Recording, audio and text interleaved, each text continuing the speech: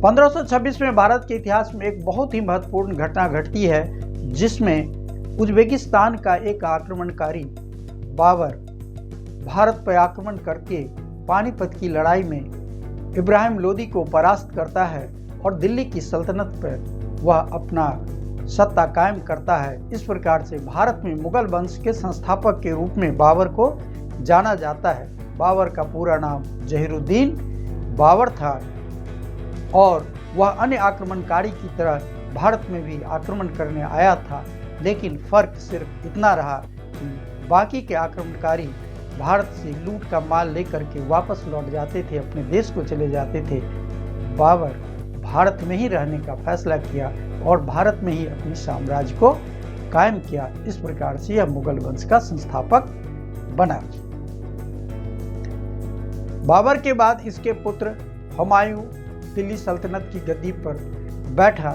दिल्ली सल्तनत की गद्दी पर उस समय इब्राहिम लोदी का शासनकाल चल रहा था। इब्राहिम लोदी एक कमजोर शासक था और उसके ऊपर भारत के उस समय के कई राजाओं की नज़र थी, जिसमें दौलत खां, हेमू आदि प्रसिद्ध थे।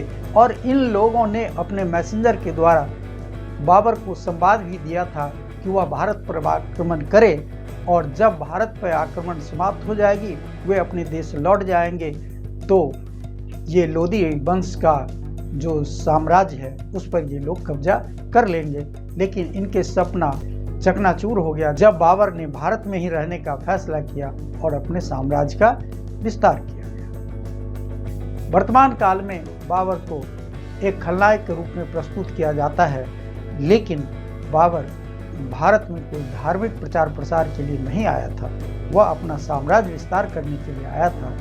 तुजुके बाबरी में बाबर ने यह भी लिखा है कि हिंदुस्तान जो है आस्थाओं का देश है, यहाँ तरह तरह के विभिन्न धर्मों के लोग रहते हैं और गाय यहाँ पूज्य मानी जाती है। उन्होंने अपने बेटे को सलाह भी दिया था कि इन बातों का ख्याल रखना कि कभी गाय की हत्या ना हो और मंदिरों के ऊपर कोई अत्याचार ना हो। लेकिन वर्तमान काल में स्वार्थी लोग अपने हित की रक्षा के लिए उन्हें खलनायक के रूप में प्रस्तुत करता है और भारत में होने वाली तमाम घटनाओं के लिए उसे जिम्मेवार मानता है। यह कहाँ की बात है जो आज से 500 साल पहले जो भारत में जो कुछ घटनाएं हुई उसके लिए आज भारत में रहने वाले कुछ लोग जिम्मेवार हो। जिम्मेवारी तो उनकी भी है जो भारत की स्थिति को कमजोर किया और जिसके वजह से बाबर जैसे आक्रमणकारी को भारत में आक्रमण करने का मौका मिला। लेकिन हम तो सिर्फ इतिहास को अपने फायदे के नज़रिया से ही एनालाइज करते हैं। हम उन बातों को भूल जाते हैं जो उसके आक्रमण के पीछे क्या कारण था, क्यों वह आक्रमण किया, क्यों बाहर के लोग हमारे देश में आए। तो कई फैक्टर होते हैं और बाबर की जीत के पीछे सबसे बड़ी चीज़ यह थी कि उनका रणनीति।